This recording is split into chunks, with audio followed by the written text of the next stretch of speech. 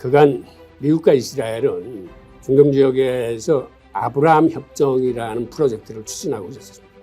그런데 이 프로젝트가 이번에 사우디 이란의 관계 정상화로 인해서 이게 좌절될 위기에 지금 처해 있습니다.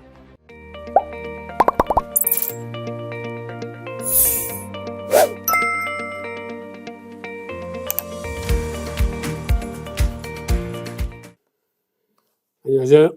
홍익주입니다. 오늘은 페트로달러의 불안한 미래에 대해서 얘기를 나눠보겠습니다.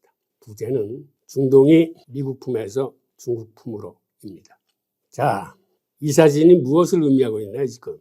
이게 지난 3월 10일에 북경에서 중국 외무부 장관이 사우디아라비아와 이란의 안보 관련 의장들 손을 잡고 있는 모습입니다. 즉, 앙숙이었던 두 나라가 중국의 중재로 관계 정상화를 합의를 했습니다. 이게 갖고 있는 역사적인 함의는 굉장히 중요합니다. 우선은 한마디로 상상하기 힘든 일이 벌어진 것입니다.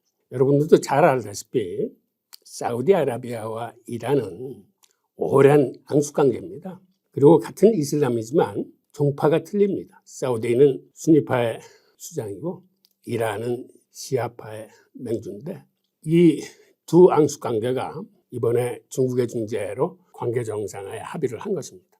그간 왜 이렇게 두 나라가 앙숙관계였냐 하면 우선 쉽게 말씀드려서 이란이 왕정을 타파하고 이슬람 혁명에 성공한 이후에 이러한 이슬람 혁명은 아랍 전역으로 전파돼야 된다라고 해서 이슬람 혁명을 수출하기 시작했습니다.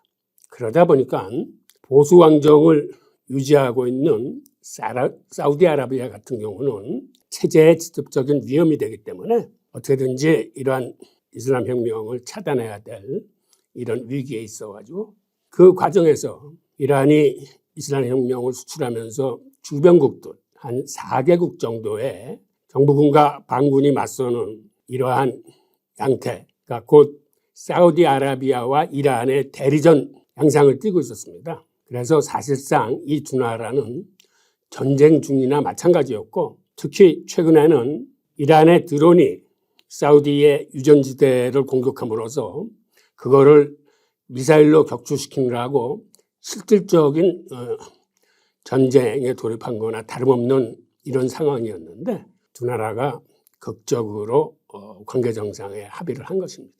사실 중동은 그간 미국이 이 걸프만의 항공모함 2대를 상주시켰을 뿐만 아니라 유전 개발지에 군대를 상주시키고 이 전략 상품인 석유의 생산과 수송을 책임지고 맡고 있었던 경찰의 역할을 했었는데 중동이 미중 무역전쟁 이후에 패권전쟁으로 비화되면서 여기 있던 항공모함들을 아시다시피 남중국해로 뽑아냈습니다.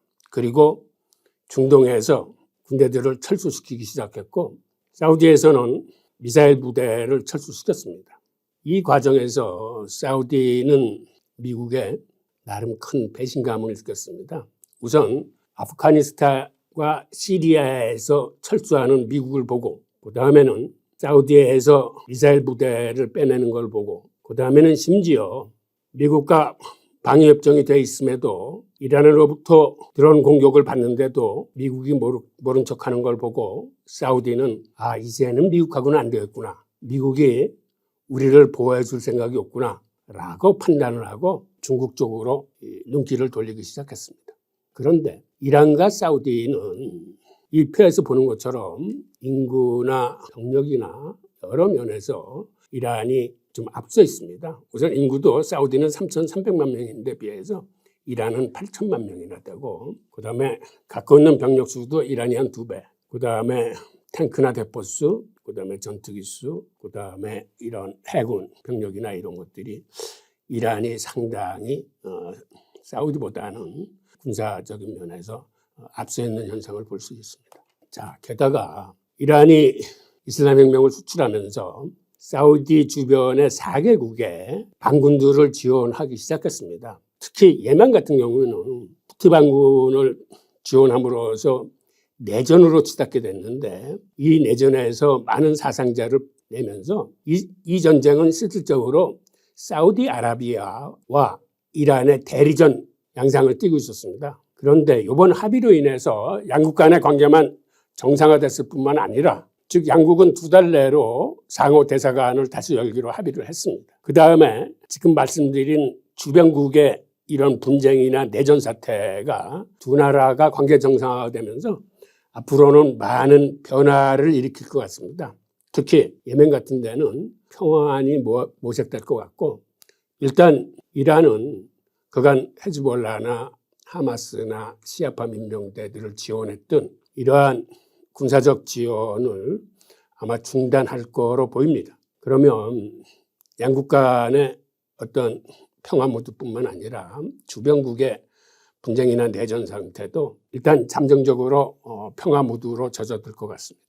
양국이 이렇게 합의한 배경을 한번 살펴보겠습니다. 우선 사우디 측으로서는 이 비전 2030이라는 엄청난 경제 발전 계획을 함에 있어서 지금처럼 국내 정세가 불안하면은 이러한 경제 발전에 걸림돌이 되어 있기 때문에 내심 국내나 국외의 종전을 희망해 왔었습니다. 그리고 게다가 최근에 미국 의존을 탈피하고 그 빈자리를 중국으로 대체하려는 그 과정에서 군사적으로, 경제적으로, 외교적으로 중국에 가까이 다가가기 시작했습니다.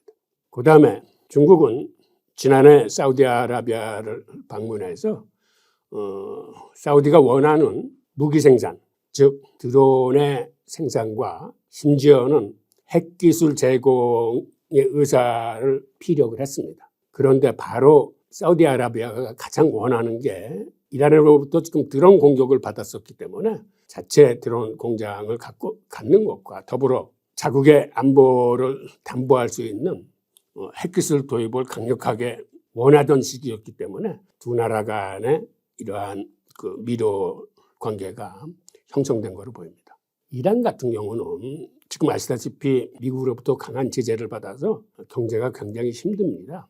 그래서 이번에 사우디아라비아의 관계 정상화를 통해서 사우디아라비아는 물론이고 그 주변의 아랍국들과의 교역을 재개함으로써 경제난의 숨통을 튀게 되는 이런 효과가 있고, 그 다음에 최근에는 우크라이나 전쟁 관련해서 이란이 러시아에 미사일과 드론을 제공했습니다. 그래서 사실 미국이나 유럽으로부터 공격 맹공을 당해서 미국하고 추진하고 있는 핵 합의가 미공 속으로 빠지면서 좀 타결이 힘든 국면으로 치닫고 있었는데 그 탈출구로 사우디아라비아의 관계 정상화를 택한 것 같습니다. 게다가 이란이 만약 핵 기술을 핵무기 만드는 데 쓰이는 것이 확실시되면 이스라엘이 이란을 공격할 가능성이 큽니다. 그런데 최근에 이란에서 고농축 핵 물질이 발견됨으로써 지금 조금 비상 시기로 치닫고 있는 그러한 형국의 이란이었었는데 아마 이란도 이런 것들이 맞물려 가지고 이번에 사우디와의 관계 정상화에 굉장히 긍정적으로 나선 것으로 보입니다. 하여튼 이번 사우디아라비아와 이란의 이런 관계 정상화 합의는 중동 지역에 많은 정치 지형의 변화를 가져올 걸로 보입니다. 우선 가장 격화되고 있는 예멘의 내전이 일단 평화를 모색하지 않을까 하는 생각이 듭니다. 자, 다음 이 그림을 한번 봐주시죠. 여기 트럼프 대통령 시절에 이스라엘과 아랍에미리트, 그 다음에 바레인이 서로 평화협정을 맺었던 사진인데요. 근데 이 사진을 보여드리는 이유는 그간 미국과 이스라엘은 중동 지역에서 아브라함 협정이라는 프로젝트를 추진하고 있었습니다. 그런데 이 프로젝트가 이번에 사우디 이란의 관계 정상화로 인해서 이게 좌절될 위기에 지금 처해 있습니다.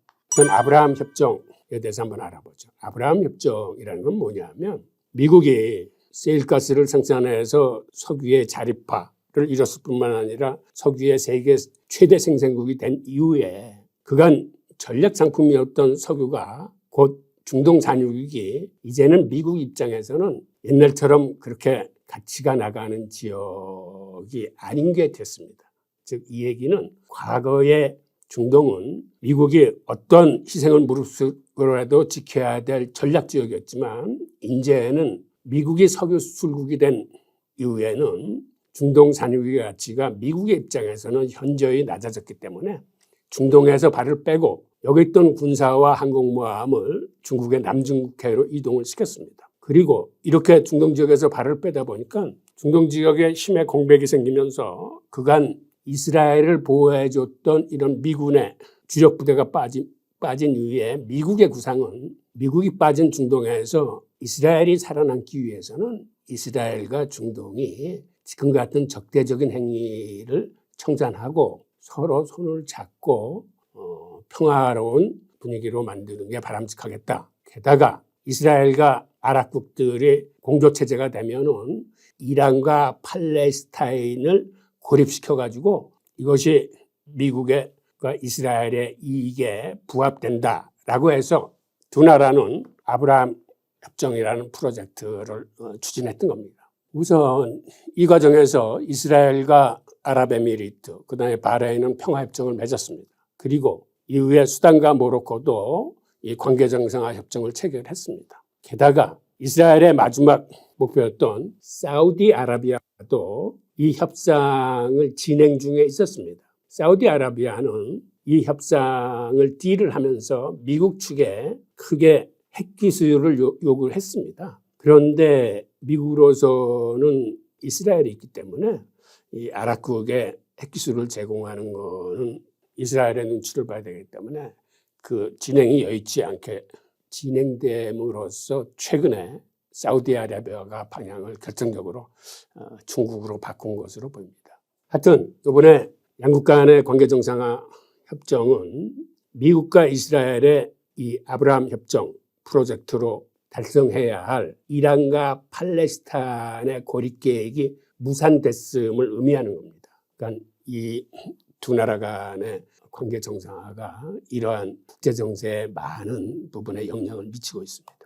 자, 게다가 미국의 자국 우선주의가 최근 들어와서 많은 부메랑을 맞고 있습니다. 우선 미국이 과거 트럼프 대통령 시절에 이 친이스라엘 성향을 보이면서 예루살렘을 이스라엘의 수도라고 선언하면서 일방적으로 미국 대사관을 예루살렘으로 옮긴 적이 있습니다. 즉 이 얘기는 이슬람과 척을 지겠다는 얘기인데 이슬람 국가가 우리가 상상하는 것 이상으로 많습니다. 이슬람 협력기구가 자그마치 57개국이 가입되어 있습니다. 즉 이러한 친이스라엘 정책은 이슬람 57개국과 척을 지겠다는 얘기인데 그럼에도 불구하고 미국이 강행을 했습니다. 게다가 트럼프 시절에는 이란과의 핵 합의를 일방적으로 파기함으로써 여기에 같이 참여했던 유럽 동맹국들을 굉장히 불편하게 만들었습니다. 이러한 자국 우선주의의 일방 통행이 이제 여러 측면에서 미국을 옥죄고 있습니다. 즉 지금과 같은 이런 관계 정상화라든가 이 중동이 미국 품을 떠나서 중동 품으로 이렇게 돌아선 가장 큰 이유가 이런 미국의 자국 우선주의가 중동에서 가장 여실히 보였기 때문에 이 이슬람 국가들이 이제 미국을 믿기는 힘들다라고 판단을 해서 오히려 중국과 러시아와 인도가 주도하는 브릭스 쪽으로 기울고 있는 그러한 동국을 보이고 있습니다. 자, 이게 이슬람 협력기구인데 이슬람 협력기구가 중동뿐만 아니라 아프리카, 동남아를 위시해서 일부 중남미까지 자그마치 57개국이 포진하고 있어서 국제정세에서 굉장히 중요한 이러한 협력기구임을 알 수 있습니다. 미국은 실리콘밸리뱅크 파산 사태 등으로 금융위기가 올 수 있다는 이야기가 나오고 있고 이로 인해서 굉장히 힘든 경제 상황에 놓여 있습니다. 네, 이런 와중에 미국은 페트로달러의 지위를 위협하는 중국과 중동 국가로 인해서 고민이 많이 깊을 것 같은데요. 앞으로 미국은 이 페트로달러의 위기를 어떤 방식으로 헤쳐나갈지 교수님의 생각이 궁금합니다. 그거는 제가 이제 쉽게 답해드릴 수 있는 성질은 안 되고요. 미국은 그간 이런 위기를 맞은 적도 별로 없지만 자체에서 생성된 위기를 할지라도 그 돌파구를 항상 바깥에서 찾았습니다. 즉 달러의 위기는 세계가 다시 달러를 급하게 요구하는 어떤 돌발 변수가 생기면 즉 외환 위기되거나 이런 게 생기면은 다시 세계 각국은 달러를 필요로 하기 때문에 그간 항상 경제 위기나 외환 위기 때마다 달러의 수요는 폭증을 했습니다. 글쎄 앞으로 미국이 어떻게 대처할지는 모르겠지만 우선 국내적으로 지금 심하게 몰리고 있는 어떤 은행 시스템의 문제, 그 다음에 장단기 금리 역전에 의한 은행 부실의 점증, 게다가 최근 들어와서는 모기지 금리의 상승, 그 다음에 CLO 파생 상품의 위기 등등 위기가 한두 군데가 아니라 동시다발적으로 여러 군데에서 보이기 때문에 미국 스스로도 지금의 이런 내적 상황을 정리하기가 굉장히 힘들 겁니다. 그리고 이런 걸 내적 해결을 통해서뿐만 아니라 또다시 해외에서의 외환위기 등의 돌발 변수들이 이러한 위기를 막아주기를 이제 바랄지도 모르겠습니다. 하여튼 우리가 이런 시기에 미국의 행보를 좀 유심히 살펴볼 필요는 있습니다. 그리고 투자자 여러분들은 이런 위기일수록 항상 말씀드리지만 자산의 다각화, 다변화, 분산 투자 이런 데 좀 더 신경 쓰시기 바랍니다.